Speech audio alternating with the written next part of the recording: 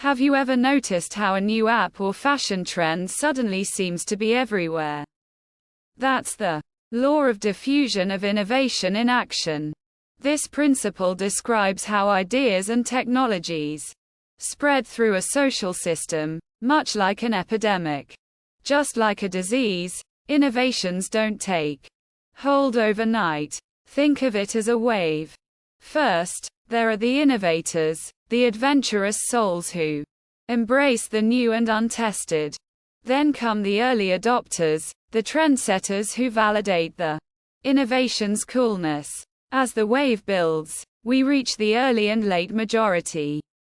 These folks are more cautious, waiting for evidence of the innovation's usefulness before jumping on board.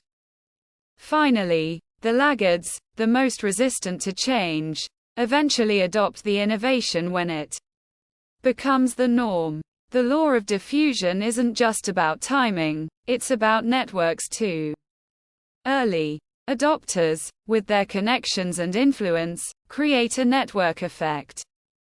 The more people using an innovation, the more valuable it becomes, driving further adoption.